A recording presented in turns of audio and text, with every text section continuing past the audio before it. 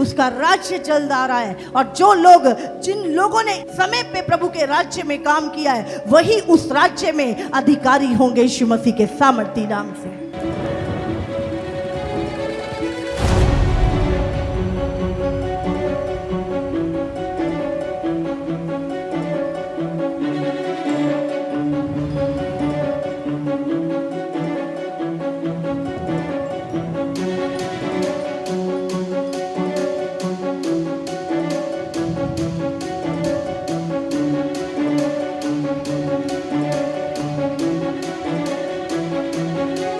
आज बात करें लोभ, जो इन दिनों में इंसान को लगता है बहुत पैसा होगा तभी इंसान खुश रहेगा, तभी सब कुछ है। और इसी को पाने के चक्कर में लोगों ने अपनी जिंदगी को नरक बना लिया। इस टाइम पर सिर्फ धन का लोभ, परिवार टूट गए, परिवार बिखर गए। धन के लोभ ने कर्जाई बना दिया लोगों को। हम ये कर लेंगे, ऐसा हो जाएगा, वो हो जाएगा। कुछ नहीं होता जो जब तक परमेश्वर ना चाहे। इसलिए कहते प्रभु तू चाहे तो ये हो। आगे यहाँ पर एक व्यक्ति के बारे में लिखा है, उसने, यीशु मसीह एक दृष्टांत बता रहा है। किसी धनवान की भूमि में बड़ी उपज हुई। एक बहुत धनवान व्यक्ति की कहानी बता रहा है। तब वो अपने मन में विचार करने लगा, मैं क्या करूं, क्योंकि मेरे यहाँ जगह नहीं जहाँ अपनी उपज इत्यादि रखूं। और उसने कहा मैं ये करूंगा, मैं अपनी बाखेरियां तोड़कर उनको बड़ी करूंगा, बनाऊंगा और अपना सब अन्न और संपत्ति रखूंगा और अपने प्राण से कहूंगा कि प्राण, तेरे पास बहुत वर्षों के लिए बहुत संपत्ति रखी है, चैन कर, खा पी और सुख से रह। एक धनवान व्यक्ति, बड़ी उपज हुई उसकी, और उसके मन में आया कि अब मैं और बड़े बड़े गोदाम बनाऊंगा और बड़ी बड़ी तिजोरियां बनाऊंगा और मैं खूब सारा धन रख के, बहुत अनाज रख के, और अपने प्राण से कहूंगा अब बहुत संपत्ति इकट्ठी हो गई है, आराम से खा पी और मस्त रहे। हाँ, ऐसा वो धनवान व्यक्ति सोच रहा है। लेकिन बाइबल कहती है, परंतु परमेश्वर ने उससे कहा, हे मूर्ख, इसी रात तेरा प्राण तुझसे ले लिया जाएगा। तब जो कुछ तूने इकट्ठा किया है वो किसका होगा? ऐसे ही वो मनुष्य भी है जो अपने लिए धन बटोरता है, परंतु परमेश्वर की दृष्टि में वो व्यक्ति धनी नहीं है। हालेलुया! परमेश्वर की दृष्टि में वो व्यक्ति धनी नहीं है। और आज सचमुच ये एक मूर्खतापूर्ण काम जो दुनिया और इसमें लगी हुई है, और उनको लग रहा है कि ये क्या हो जाएगा, क्या हो जाएगा। जब हमारे पास वो चीजें नहीं थी तब क्या हमारी लाइफ नहीं चलती थी? जब वो चीजें हो गई क्या फर्क पड़ता है? लेकिन बहुतायत, बाइबल में लिखा है, धन से नहीं है इंसान। अगर आपके जीवन में प्रभु है, उसकी आज्ञाएं हैं, उसका हस्तक्षेप है, आपके बच्चे परमेश्वर के मार्ग पे चल रहे हैं, ये आपके लिए एक बहुत बड़ी ब्लेसिंग है। और परमेश्वर की आज्ञाएं ही हमारी आशीष है। हालेलुया! हम यहाँ पे पढ़ते हैं और आज शैतान ने इसी काम पे लोगों को लगा रखा है, इसी बात की चिंता। आगे भी हम पढ़ेंगे इस वचन को, अगर हम पढ़े, समझ रहे, इतना धन इकट्ठा करके बस अब ये हो जाए, इतना बैंक बैलेंस हो जाए, ऐसा हो जाए, फिर मेरी जिंदगी बढ़िया। उसके बाद प्रभु ने उसी रात बोला, टिकट कट गई तेरी। किसके लिए किया? हाँ, किसके लिए? तो मनुष्य का जीवन धन की बहुतायत से नहीं है। कभी मत सोचो कि जब धन बढ़ेगा तो मेरा सुख चैन बढ़ेगा, नहीं बढ़ेगा। आपका सुख परमेश्वर से है, आपकी लाइफ परमेश्वर की आज्ञाओं से है, उसके वचन से है। हालेलुया! लेकिन बाइबल में लिखा है सबोपदेशक में कि परमेश्वर ने कुछ लोगों को इसी काम में लगा रखा है। ये दुख भरा काम है। बाइबल में लिखा है, धन कोरे के समान उड़ जाएगा। जिस धन पे तुम आशा करते हो, कोरे के समान उड़ जाएगा। अभी बाढ़ आई, हाँ, गांव के गांव डूब गए। सामान जिसको मन में पता नहीं कैसे लोगों ने बनाया होगा, कबाड़ हो गया। अगर किसी को देना हो ना कुछ तो नहीं पीछे कर लेते हैं हाथ। अभी खराब हो गया तो ठीक है, समझ रहे, ऐसे ही होता है फिर। लेकिन आप जो परमेश्वर की हजूरी में है वो रोक ले सकता है, वो रोक सकता है, उसको पता है। तो वो तुम्हारी चिंता करता है। उसकी आज्ञाओं पे जब तुम चलते हो, परमेश्वर तुमसे प्यार करता है। हालेलुया! और बाइबल कहती है परमेश्वर पक्षपात नहीं करता, वो कभी ना बदलने वाला परमेश्वर है। जो उसकी आज्ञाओं पे चलता है, जो उसका भय मानता है, परमेश्वर हर एक को आशीष देता है। हालेलुया। वो हमारी सकल अकल देख के नहीं, वो हमारी आज्ञाकारिता को देखता है आपके जीवन में। आगे अगर हम इसे पढ़ें, फिर उसने अपने चेलों से कहा, इसलिए मैं तुमसे कहता हूं, अपने प्राण की चिंता ना करो कि हम क्या खाएंगे, ना अपने शरीर की कि क्या पहनेंगे, क्योंकि भोजन से प्राण और वस्त्र से शरीर बढ़कर है। समझ रहे?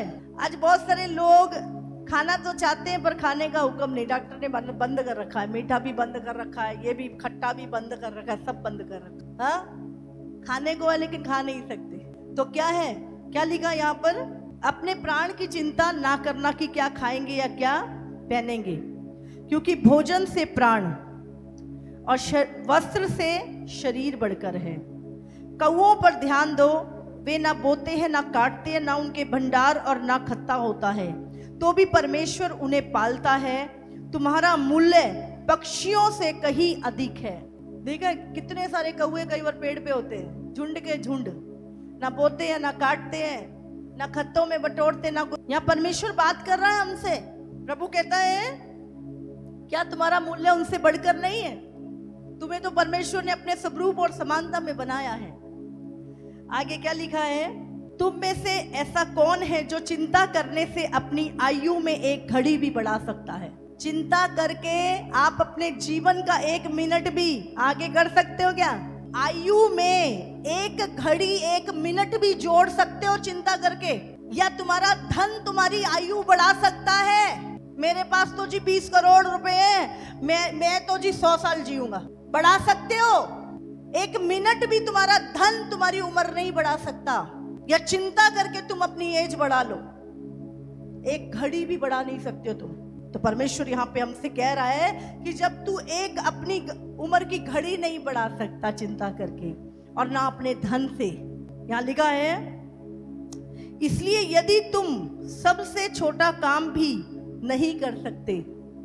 प्रभु यहाँ पे क्या कह रहा है? तुम इतना सा, कितना, एक घड़ी, अपनी इतनी सी मदद तुम नहीं कर सकते। समझ रहे? कर सकते हो? बोलो, कर सकते हो? मैं बहुत चिंता करूंगा, बहुत सारा धन कमाऊंगा और अपनी उम्र बढ़ा लूंगा। बढ़ा लोगे? चिंता करके बढ़ा लोगे? धन दे के बढ़ा लोगे? नहीं बढ़ा सकते। प्रभु कहता है इतना छोटा सा काम भी तुम नहीं कर सकते अपने लिए। इसलिए यदि तुम सबसे छोटा काम भी नहीं कर सकते, तो और बातों के लिए क्यों चिंता करते हो? और बातों के लिए क्यों चिंता करते हो? अब वो कौन सी बातें हैं? प्रभु कहता है, सोसनों के पेड़ों पर ध्यान करो कि वो कैसे बढ़ते हैं। वे ना परिश्रम करते ना काटते हैं, तो भी मैं तुमसे कहता हूं कि सुलेमान भी अपने सारे वैभव में उनमें से किसी एक के समान वस्त्र पहने हुए ना था।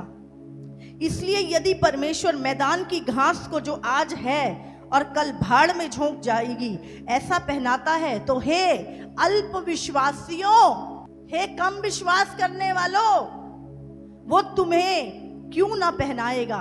और तुम इस बात की खोज में ना रहो। प्रभु क्या कह रहा है? तुम इन बात की खोज में ना रहो। कौन सी बातें? कि क्या खाएंगे, क्या पिएंगे, और ना संदेह करो। हालेलुया। प्रभु कहता है जब तुम इतना छोटा सा काम नहीं कर सकते अपनी मदद के लिए कि अपने जीवन में एक घड़ी भी आयु की बढ़ा लो, तो तुम इन छोटी छोटी बातों की चिंता क्यों करते हो? कि क्या खाएंगे और क्या पिएंगे, क्या पहनेंगे। कहता सुलेमान जो दुनिया का सबसे बड़ा, सबसे अमीर राजा था, उसके भी वस्त्र ऐसे नहीं थे। जब हम पहाड़ों पे जाते हैं, देवदार के पेड़ दिखाई देते हैं, ऊंचे ऊंचे, बड़े सुंदर फूल दिखाई देते हैं। कौन लगाया वो? किसने लगाए? बोलो। हम लगा के आए थे वहां पे। कौन पानी देता है? वो कैसे सालों साल बढ़ते हैं। कई की तो उम्र कई 100 साल होती है पेड़ों की उम्र। कौन देखभाल कर रहा है उनकी? हाँ, तो प्रभु यहाँ पे क्या कह रहा है? किस बात की चिंता? क्या खाएंगे, क्या पिएंगे? ये छोटी छोटी बातों की चिंता ना करो, लेकिन क्या करो? और ना संदेह करो परमेश्वर पे, क्योंकि संसार की जातियां, तुम संसार में हो, तुम संसार में नहीं हो। प्रभु ने कहा मैंने तुम्हें संसार से अलग किया है, तुम संसार के नहीं हो। रहती है नहीं रहती? किसी के पास बैठ जाओ तुम, यही बातें, किसी के पास बैठ जाओ, यही चिंता भरी बातें, डर की बातें, भय की बातें, बोझ की बातें। लेकिन प्रभु यहाँ क्या कहता है? ये संसार की जातियों का काम है, ये तुम्हारा काम नहीं है। प्रभु यहाँ पे लिखा, तुम्हारे लिए क्या लिखा है परमेश्वर ने? और तुम्हारा पिता जानता है कि तुम्हें इन वस्तुओं की आवश्यकता है, परंतु उसके राज्य की खोज में रहो तो ये वस्तुएं भी तुम्हें मिल जाएंगी। इसके लिए चिंता करने की जरूरत नहीं है तुम्हें। तुम्हें क्या करना है? तुम्हें परमेश्वर के राज्य की खोज करनी है, परमेश्वर की आज्ञाओं पे चलना है, परमेश्वर के वचन को अपने जीवन में लाना है, उस पे आप चलते रहो। इन चीजों की चिंता नहीं करनी। लिखा है तुम्हारा पिता जानता है। हालेलुया! तुम्हारा पिता जानता है तुम्हें क्या चाहिए। आप बताओ, हम पापी लोग, संसार के लोग अपने बच्चे की जरूरत जानते हैं। मेरे बच्चे की कब फीस भरनी है, कब कपड़े सिलवाने हैं, कब इसको क्या चाहिए, हम चिंता करके हम उनके लिए प्रोवाइड करते हैं। तो क्या जिस परमेश्वर ने हमें गोद लिया है उसको चिंता नहीं है? वो हमें भूखों मरने के लिए रख देगा? क्या हम भूखे मर जाएंगे? परमेश्वर कहता है वो जानता है तुझे क्या चाहिए। इसीलिए प्रभु कहता है तू उसके राज्य की खोज कर, ये सारी वस्तुएं तुम्हें मिल जाएंगी। और हमने चर्च में हजारों लाखों गवाहियां सुनी है कि उन लोगों ने एफर्ट किया इन चीजों को पाने के लिए, घर बनाने के लिए, नौकरी पाने के लिए, और लेकिन वो और कर्जे में जाते गए और लोगों के जीवन में कभी भी आशीष और बरकत नहीं आई। लेकिन जैसे ही वो प्रभु के भवन में आए और उन्होंने परमेश्वर की आज्ञाओं को मानना शुरू किया, उनके घर में बरकत आई, उनके घर में बहुतायत आई, उनके घर में आज आनंद का जीवन आया। हालेलुया! और ये उनके दिमाग से नहीं, उनकी कोशिशों से नहीं, सिर्फ प्रभु के वचन पे चलने के कारण, आज्ञाकारिता में। इसीलिए हमारी आशीष क्या है? परमेश्वर की इंस्ट्रक्शंस, परमेश्वर की आज्ञाएं हमारी आशीष है, हमारी उन्नति का कारण है। हालेलुया! इसलिए परमेश्वर कहता है तू जैसे आत्मिक उन्नति करता है वैसे ही तू सब बातों में उन्नति कर, क्योंकि जब तू आत्मिक उन्नति करेगा बाकी की उन्नति तेरे जीवन में आ जाएगी। हालेलुया! तो इसीलिए आगे और लिखा यहाँ पर, हे छोटे झुंड मत डर, क्योंकि तुम्हारे पिता को ये भाया है कि तुम्हें राज्य दे। आप जानते हैं आपको राज्य मिलेगा, आप परमेश्वर के किंगडम के अधिकारी होगे, और बहुत जल्द मेरे प्रभु का राज्य इस दुनिया में होगा और उसके ऊपर आप राज्य करोगे यीशु मसीह के नाम से। हालेलुया! उसका राज्य जल्द आ रहा है। और जो लोग, जिन लोगों ने इस समय पे प्रभु के राज्य में काम किया है, वही उस राज्य में अधिकारी होंगे यीशु मसीह के सामर्थी नाम से। ये तैयारी का समय है। प्रभु ने कहा आज अगर तुम थोड़े में विश्वासी हो गया हो, मैं तुम्हें बहुत वस्तुओं का अधिकारी बनाऊंगा। हालेलुया! तो बाइबल में लिखा है छोटे झुंड मत डर, तुम्हारे पिता को ये भाया है कि तुम्हें राज्य दे। अपनी संपत्ति बेचकर दान कर दो और अपने लिए ऐसे बटुए बनाओ जो पुराने नहीं होते, अर्थात स्वर्ग पर ऐसा धन इकट्ठा करो जो घटता नहीं और जिसके निकट चोर नहीं जाता और कीड़ा नहीं बिगाड़ता, क्योंकि जहां तुम्हारा धन है वहां तुम्हारा मन भी लगा रहेगा। हालेलुया!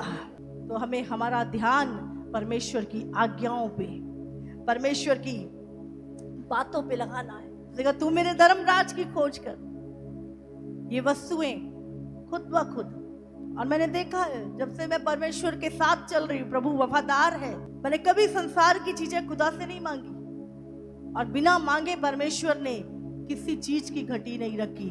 ना केवल मेरा लेकिन हजारों लोगों के लिए परमेश्वर ने प्रोवाइड किया।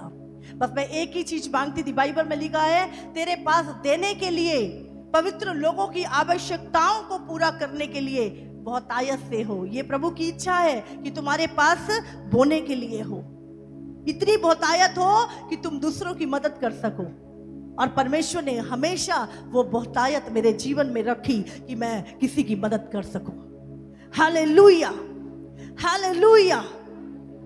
हमें परमेश्वर से ये नहीं, अपने लिए नहीं, जो प्रभु का कलाम कहता है उन चीजों को लेकर प्रार्थना करनी है। प्रभु आपके वचन में लिखा है और मैं ये कर रहा हूं। प्रभु आपने लिखा अपनी संपत्ति बेच के दान कर दे, प्रभु मैं ये दान कर रहा हूं। परमेश्वर आपने कहा स्वर्ग में धन इकट्ठा कर, प्रभु मैं ये धन स्वर्ग में इकट्ठा कर रहा हूं। जब भी हम परमेश्वर के लिए देते हैं वो धन आपका स्वर्ग में जमा हो जाता है।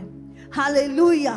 संसार में तो बोलते हैं LIC जमा कर लो, है ना, पता नहीं 18 साल बाद 20 साल बाद तुम्हारे बच्चों को मिलेगा, और ऐसा टाइम आता है वो भी डूब जाती है कई बार। हाँ, लेकिन जो परमेश्वर है वो कभी झूठ नहीं बोलता, वो कभी धोखा नहीं देता। अगर उसके वचन पे चल के देखो वो आशीष तुम्हारे जीवन में उसी समय से शुरू हो जाती है। हालेलुया। याकूब 5 उसका 1 का, हे धनवानों सुन तो लो, तुम अपने आने वाले कलेशों पर चिल्ला चिल्ला कर रो। हाँ, प्रभु यहाँ पे धनवानों को चेतावनी दे रहा है। तो जब किसी के धन को बढ़ता हुआ देखो तो कुड़कुड़ाओ ना, अपने मन में डा ना करो। प्रभु यहाँ पे धनवानों को चेतावनी दे रहा है। हाँ, हे धनवानों सुन लो, तुम अपने अपने अपने आने वाले कलेशों पर चिल्ला चिल्ला कर रो। तुम्हारा धन बिगड़ गया है और तुम्हारे वस्त्रों को कीड़े खा गए हैं। तुम्हारे सोने चांदी में काई लग गई है और वो काई तुम पर गवाही देगी और आग के समान तुम्हारा मांस खा जाएगी। तुमने अंतिम युग में धन बटोरा है। अभी क्या है, तैयारी कहाँ की करनी है?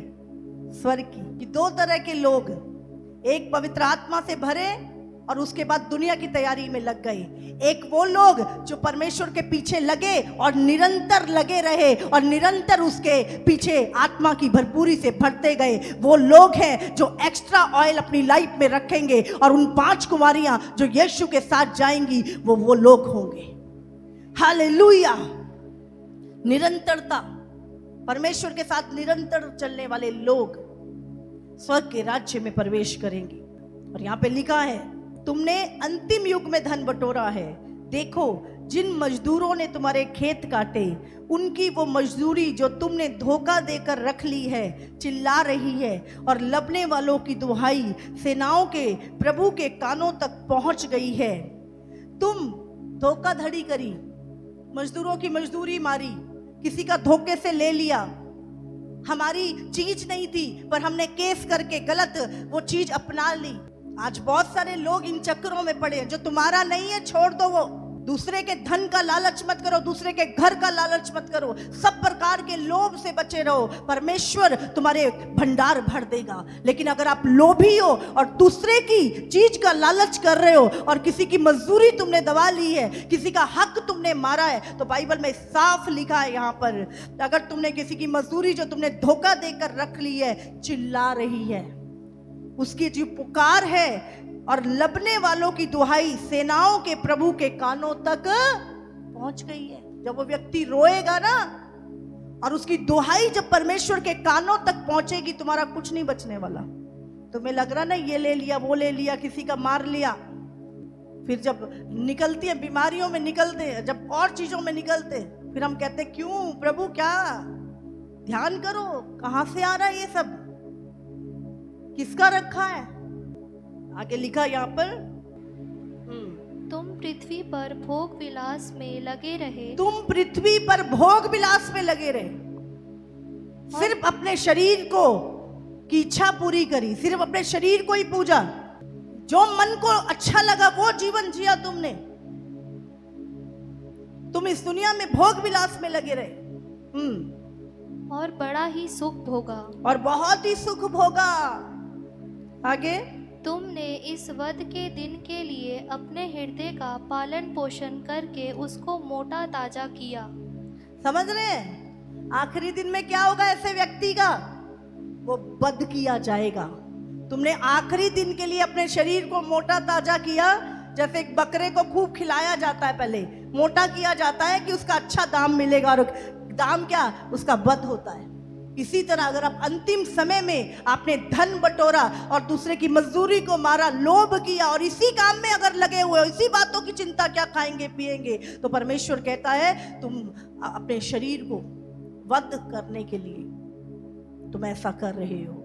तुम्हारा धन तुम्हें बचा नहीं, तुम्हारा धन तुम्हारे खिलाफ गवाही देगा।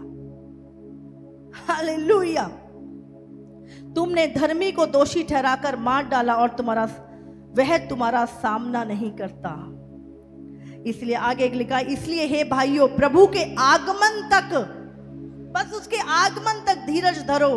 देखो, किसान पृथ्वी की बहुमूल्य फसल की आशा रखता हुआ प्रथम और अंतिम वर्षा होने तक धीरज धरता है। तुम भी धीरज धरो और अपने हृदय को दृढ़ करो, क्योंकि प्रभु का आगमन निकट है। हालेलुया। प्रभु का आगमन निकट है। अब हिसाब होगा, सबका हिसाब होगा। कौन करता है वर्षा? साइंस करती है। कौन धूप देता है? मनुष्य। कौन ऋतुओं को बदलता है? इंसान। अभी सर्दी आ गई, अब गर्मी आ गई, अब बरसात आ गई, अभी धूप निकल रही है। ये कौन करता है सारा कुछ? कौन धरती को पैदा करने की सामर्थ्य देता है? परमेश्वर को पता है। अभी धान उगने, बरसात करनी है, अभी ये होगा, उसको पता है। और मनुष्य सोचता है मेरे दिमाग से मैं जी रहा हूं। जब तक तुम छोटे होते हो, तुम डिपेंड होते हो अपने माता पिता पे, और एक समय आता है जब हमें लगता हमेशा अब तुम्हें स्वर्गीय पिता मिल गया, उस पर डिपेंड रहो। उससे कहो तू मेरी चिंता करता है, तूने कहा तू इस बातों की चिंता ना करना, तूने कहा प्रभु क्या खाएंगे क्या पिएंगे तू हमें देगा प्रभु, मैं तेरे साथ तेरी आज्ञाओं पे चलता हूं, बाकी की चिंता तुझे है प्रभु। हालेलुया। आप सबको जय मसीह की। इसी तरह से परमेश्वर के और सामर्थी और अद्भुत प्रकाशनों को अपने जीवन में ग्रहण करने के लिए हमारे YouTube चैनल को सब्सक्राइब करें, ताकि हर एक वीडियो का नोटिफिकेशंस आप तक पहुंच सकें। हालेलुया।